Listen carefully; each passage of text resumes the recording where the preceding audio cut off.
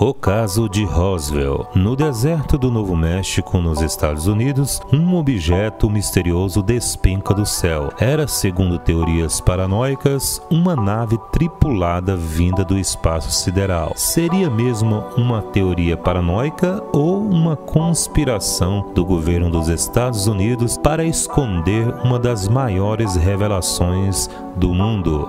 Tudo aconteceu na primeira semana de julho, quando um homem chamado Mark Brazel se deparou com estranhos destroços do que parecia ser um acidente aéreo, enquanto cavalgava pelo seu rancho, situado no noroeste de Roswell, no Novo México. Segundo o rancheiro, como havia chovido muito na noite anterior, ele havia saído para checar seu rebanho de ovelhas quando encontrou fragmentos de metal espalhados por uma grande área, assim como vestígios de algo que havia colidido e se arrastado por centenas de metros. Brazel chegou a coletar algumas das peças metálicas que encontrou e mostrou a alguns amigos e vizinhos, até decidir relatar o ocorrido ao xerife local, George Wilcox. O policial provavelmente pensou que os destroços poderiam ter alguma conexão com testes militares na área e entrou em contato com o pessoal da base aérea de Roswell para pedir auxílio com a investigação.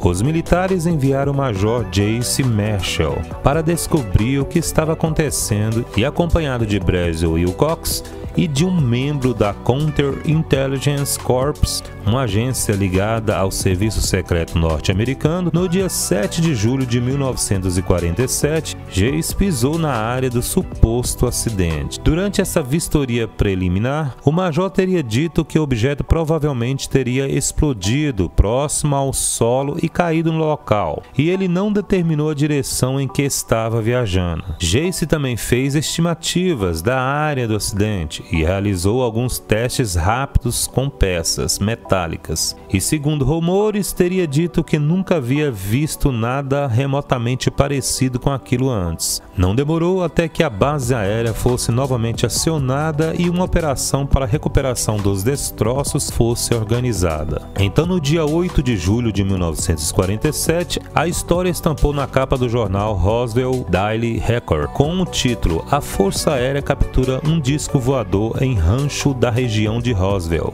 E a partir daí a coisa toda caiu na boca do povo e se espalhou pelo mundo. Depois que a notícia foi divulgada, várias testemunhas decidiram se manifestar publicamente, como foi o caso de William Wold, que relatou que ele e seu pai teriam visto um estranho objeto brilhante mergulhar do céu em direção ao solo na noite de 4 de julho, anterior à descoberta dos destroços. Os dois contaram que chegaram a tentar encontrar o local do acidente, mas foram impedidos por militares de vasculhar o rancho de Brazel. Também circularam histórias de que os militares norte-americanos teriam rastreado a movimentação de um objeto voador não identificado sobre o Novo México durante 4 dias, até sua queda no noroeste de Roswell. Outro rumor foi de que um cara chamado de Glenn Dennis, que trabalhava em uma casa funerária no local, teria recebido alguns telefonemas curiosos do necrotério da base aérea.